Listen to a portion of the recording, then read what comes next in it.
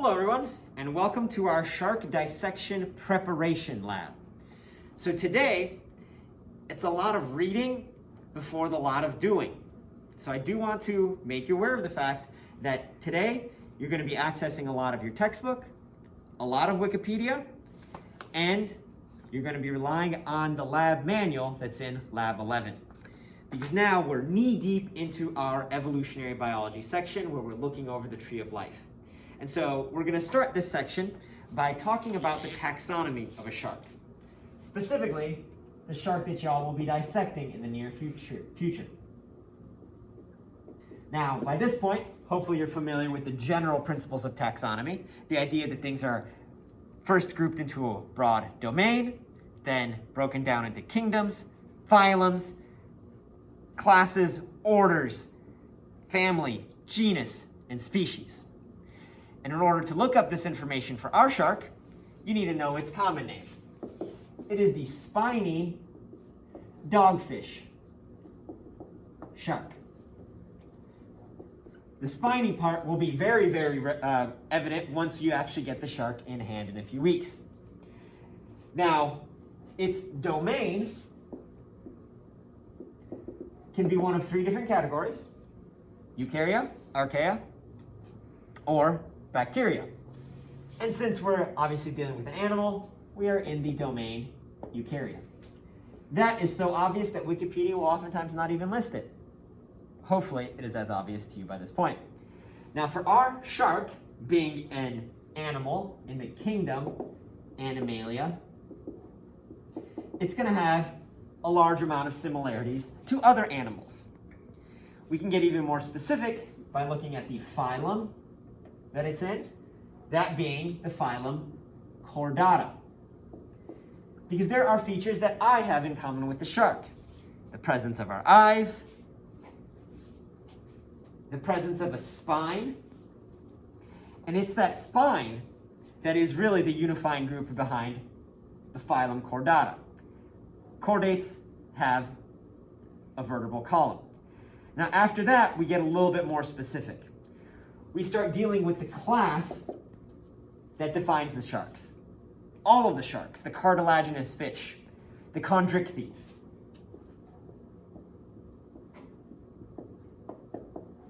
Make sure I'm spelling this correct for y'all. But we can get even more specific with that. Now that we know what's in the cartilaginous fish, we can go down into its order for the very particular type of sharks that occupy this order. The Squaliformes.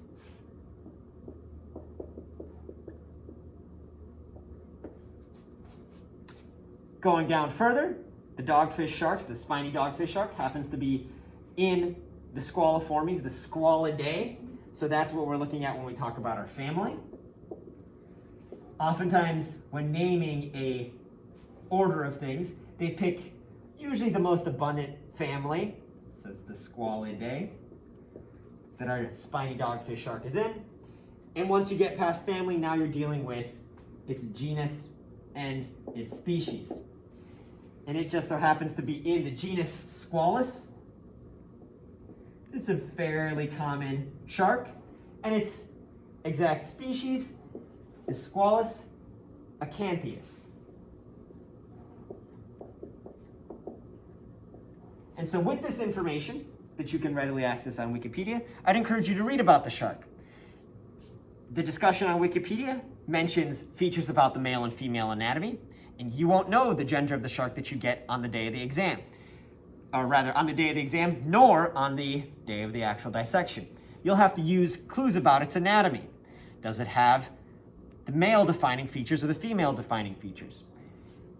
In order to identify what those are, you'll have to access Lab 11, the Shark Dissection Manual.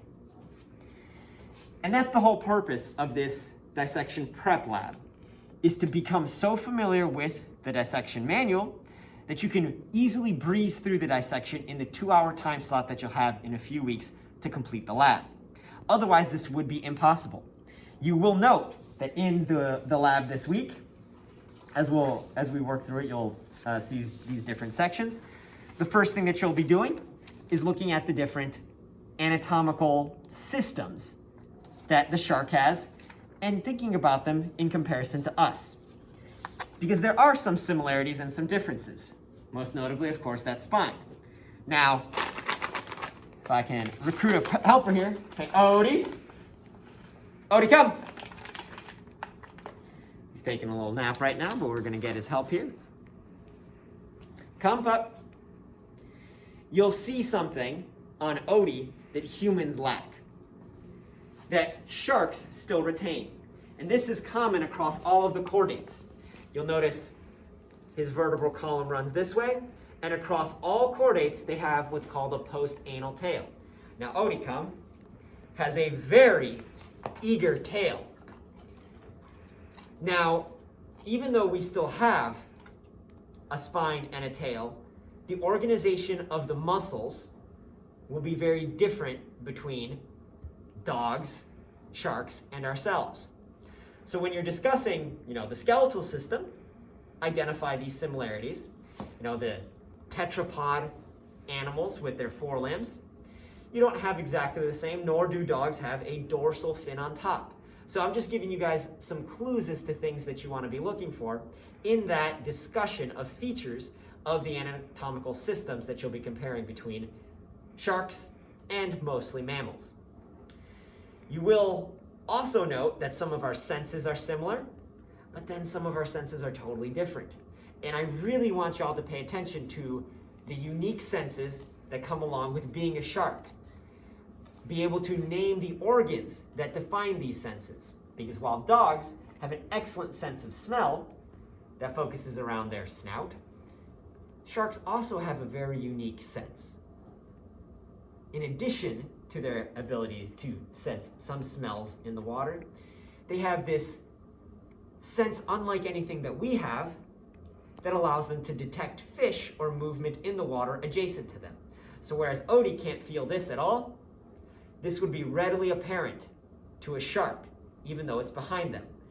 I want y'all to be able to identify the organs and the features in the shark models that correspond to those particular senses. So hopefully that helps you a bit. Now, you will also notice in the shark dissection manual, thank you Odie for your help right there, that there are a list of 42 bolded words. In the dissection preparation lab, you'll be asked to identify where you'll find those 42 organs. Some of them can be fairly obvious, some of them are much more shark specific. So here you'll be drawing a diagram of that, and then on the actual dissection manual itself, I ask you to go through those organs and tell me their roles. So you might find it useful to do these two exercises at the same time, but I'd invite you to make sure that you go back over this come the day of the dissection, the actual functions of the shark. Now all of this matters because on the day of the final, and of course I want y'all to be prepared for the dissection, but I definitely want you to be prepared for the final, you'll have to be comparing and labeling a lot of these organs. No, it's unlikely that we will not have a shark dissected in front of you, but I will be having pictures of the shark dissection. Or I'll be having things like our shark model and pointing to specific organs. And you may need to know the names of those organs. Now, if you happen to be in class, always flip them around. We have the organs labeled on the backs of our models. This is true for our shark, our frog, who's got labels. They used to be underneath them, that must have fallen off. My apologies there. We will be posting a picture of that. And of course, our rat, whose labels still apply. Now, this dissection is being done for the purpose of comparative anatomy. That means that it is largely on y'all to spend the time comparing the anatomy of these different organisms. Because we are going through the entire tree of life for animals and know that a lot of those organ systems share the same root, but then diversify and specialize based on the needs of the different organisms. Think about the environment in which they evolved. When fish live in water, they need a system to detect things that are nearby them. Once we leave the water, we can't do the same thing through air, So we lose that ability to sense this. What systems are then replacing those in terms of strength and importance? With that, I'll finish up our discussion here. We'll end up at the whiteboard to really emphasize the taxonomy. I'd encourage you to also draw the tree of life as you go through this. It's a great review. You'll be doing it a lot, particularly for the final. And then spend the rest of your time reading through the lab and preparing yourself for all of those systems that we find in chordates before we begin our exploration of invertebrates, before we take on the shark dissection itself. See y'all when we get back to the computer, where I'll be sharing some images of our models and talking about some of those organs.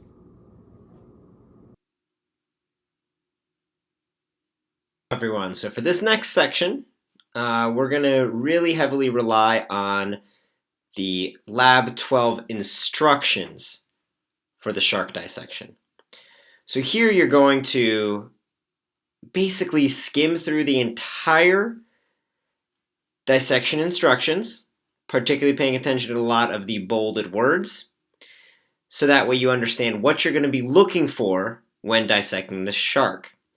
Because words like the lateral line, or the placoid scales, or the ampullae of Lorenzini are probably not things that you've considered as a mammal, but they're incredibly important to a shark. You'll additionally obviously need to look at the myomeres, and then you'll probably encounter some things that you might be familiar with, like the large liver, the greenish colored gallbladder, the esophagus, the stomach, that has some differences in the mucosa and rugae of the stomach, as well as a pyloric valve, duodenum, bile duct, pancreas, these all being systems that you'll encounter from mammal anatomy. You'll skim through this entire lab, which again is posted on Canvas, and then start to think about the parallels between shark anatomy and your own anatomy. So now that you've skimmed through the instructions for the dissection, it's time to take a look at some of our models, because these models show you what the insides of the organism will look like in various stages of dissection. Now, they're not going to be completely anatomical because they need to stagger different organs, but you should be able to trace where some of the major components of the digestive system or the respiratory system are through these different images or your time in the classroom. Now, of course, I want y'all to understand what you're looking at and what some of these differences are. So we've labeled everything. Now, while we are dissecting the shark, the major component, the major reason why we're doing this is because sharks represent a very distinct point on the phylogenetic tree that's far away from us mammals in regards to the overall vertebrate phylogeny. There's another couple different checkpoints that you may have dissected throughout your career as a student. For example, frogs are also a common dissection animal who have notably some very distinct differences from both sharks and humans, like the anatomy of their heart, the presence of their organs in their digestive system. But then there are some similarities, like the presence of kidneys. So, in looking over the frog anatomy and the shark anatomy, and then finally comparing it to the organism that's nestled right near us on the phylogenetic tree, rats, I do want y'all to consider what some of the consistent organs that haven't changed are, and what some of the things that have changed quite drastically in the evolution of the vertebrate tree. In particular, as I mentioned earlier, some of the organs that you may note are some of the structures in the head, the presence of the tail, the chambers and circulatory flow of the heart, the presence and function of the liver, the presence and function of the kidneys, the evolution of breathing. Of course, lungs applies to us, but fish don't have lungs, or at least sharks don't, but some of the fish do have primitive lungs. The evolution of the digestive system in a longer intestine with more distinct chambers. And of course, what's going on with the stomach. Identify where these body parts are and compare them in our shark, our frog, and our rat body plan. Because it's going to be important that you're able to assess these organs in a phylogenetic framework. After all, that's the whole purpose of our biodiversity section.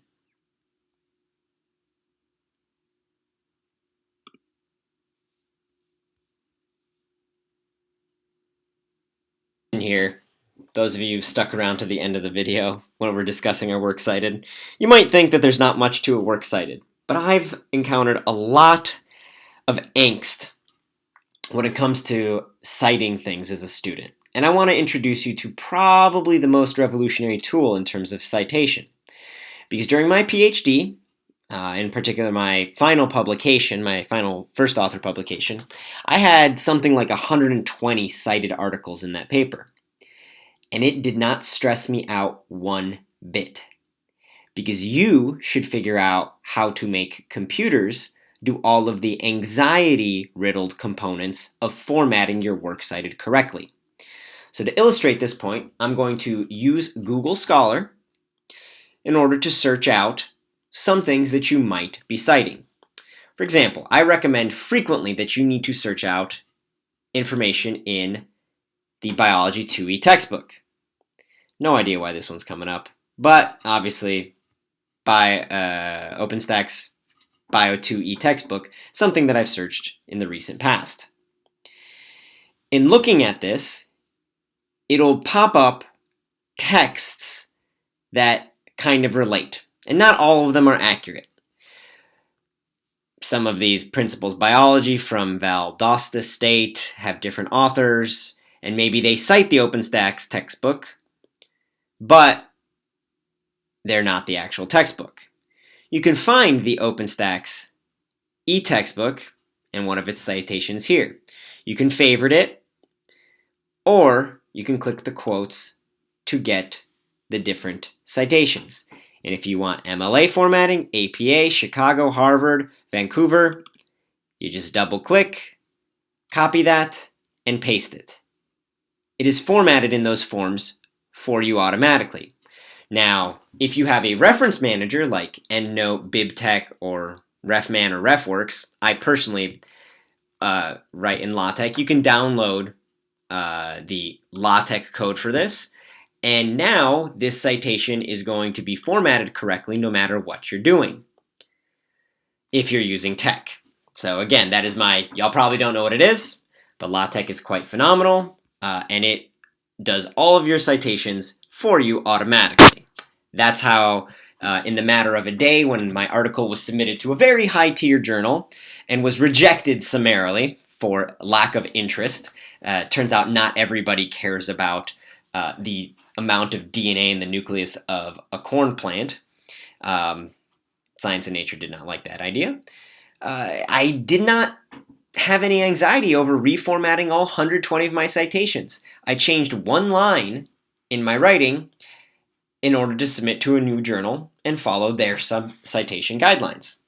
As simple as that.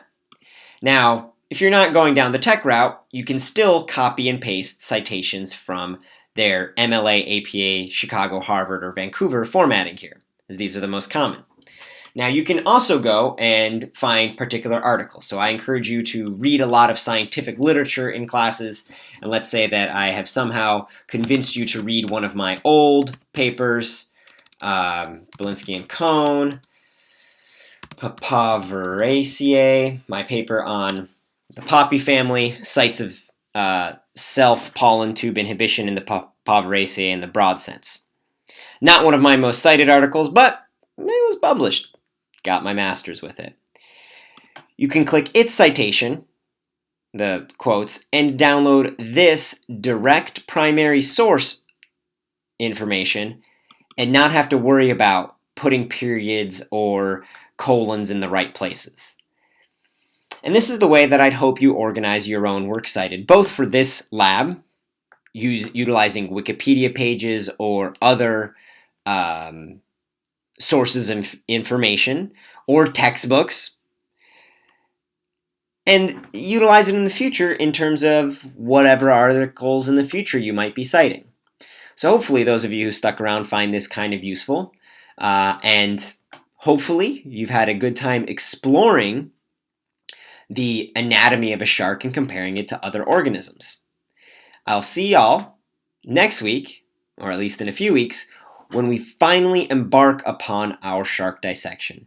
It will be critical that before coming to lab, you review the steps involved in the shark dissection. That is your best bet for a successful, educational, and complete. I don't think you can finish it if you don't review it. I don't think you can finish the dissection if you don't review the instructions beforehand. Shark dissection. It is a phenomenal experience that an animal did have to die in order for you to experience. So best make the most of it. Have a good one, y'all.